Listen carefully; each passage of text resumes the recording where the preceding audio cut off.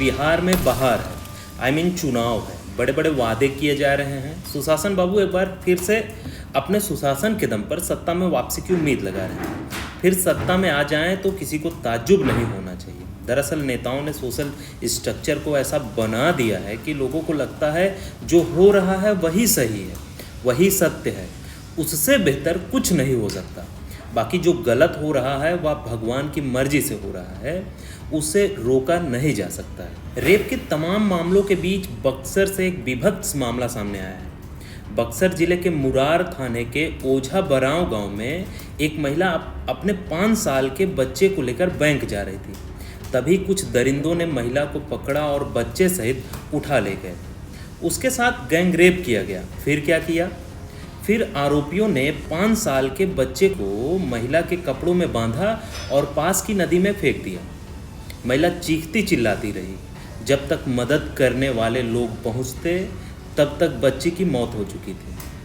पीड़िता को अस्पताल में भर्ती करवाया गया। बिहार में जघन्य रेप की यह पहली घटना नहीं है। 2 दिन पहले ही पटना के फतुआ थाना क्षेत्र में एक दलित नाबालिग लड़की को गांव के ही 5 लोगों ने अगवा कर लिया और गैंग रेप को अंजाम दिया। गया में 10 दिन पहले एक दलित लड़की से गांव के ही दबंग जाति के लोगों ने रेप किया। न्याय नहीं मिला तो लड़की ने आत्महत्या कर ली। कोई भी हफ्ता या कहें कोई दिन ऐसा नहीं जाता जब बिहार में रेप की घटनाएं सामने न आए। अब आप पूछ सकते हैं कि सुशासन बाबू का प्रशासन क्या कर रहा है, तो सुनिए। कटिहार जिले में 9 साल की बच्ची के साथ रेप होता है। परिजन पुलिस में शिकायत दर्ज करवाने जाते हैं तो पुलिस ये कहते हुए पल्ला झाड़ लेती है कि जाओ तुम ही आरोपी को पकड़ लाओ।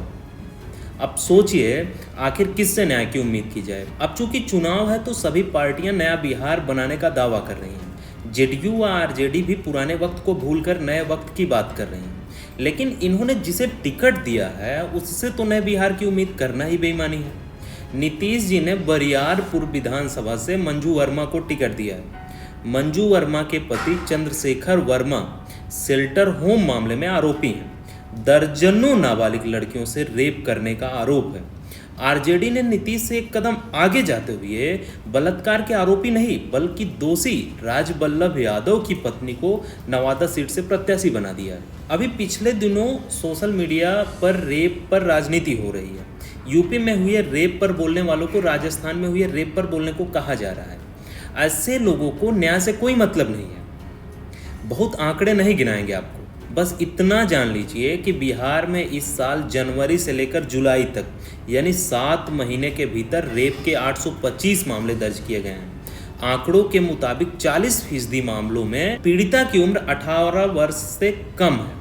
ऐसे मामलों में पॉक्सो एक्ट के तहत कार्रवाई की जाती है, लेकिन दरिंदों में 1% डर भी नहीं रह गया है। भाजपा नेताओं की एक अलग दुनिया है। हाथरस मामले में आपने देखा होगा कि एक विधायक लड़कियों को संस्कार सिखाने की बात कर रहे थे। दूसरे नेताजी थे, वह यही सवाल कर रहे थे कि आखिर लड़कियां खेत में जाती क्यों हैं। इनके सवालों के जवाब आप नहीं खोज सकते क्योंकि कुतर्क के खिलाफ तर्क हमेशा नतमस्तक हो ही जाता है। अब चूंकि आप पूछ सकते हैं कि आखिर रेप कैसे रुकेगा, असल में इसका सटीक जवाब मेरे पास नहीं है। लेकिन जो है वह ये कि राजनीति में रेपिस्टों की एंट्री बैन की जाए, अश्लील ब्लू फिल्मों को बैन किया जाए, क्योंकि गूगल पर सहजता से उपलब्ध इन फिल्मों में सेक्स सामान्य सेक्स नहीं है। कच्चे दिमाग के किशोरों व अशिक्षित युवाओं पर बेहद बुरा असर डालते हैं। इन फिल्मों के आदि लोगों के दिमाग में सेक्स को लेकर एक काल्पनिक दुनिया बस जाती है। इन्हें स्त्री नहीं सिर्फ देह दिखाई देती है। कुछ लोगों के लिए अश्लील फिल्में देखना उनकी व्यक्तिगत स्वतंत्रता हो सकती है, लेकिन जो स्वतंत्रता सामाजिक नैतिकता और जीवन मूल्यों को ही खत्म कर दे, वैसी स्वतंत्रता को कुचल देना ही बेहतर विकल्प होता है। आज के लिए बस इतना ही। जल्द मिलेंगे फिर किसी नए मुद्दे के साथ। ये वीडियो फेसबुक पर देख रहे हो तो हमारा पेज लाइक करें और अगर यूट्यूब पर देख रहे हो तो हमारा चैनल जरूर सब्सक्राइब करें। धन्यवाद। आपका मुद्दा बनेगा देश का मुद्दा। मॉल्टिक्स ऐप पर शेयर करिए अपनी बात हमारे साथ, हम उठाएंगे आपकी आवाज़।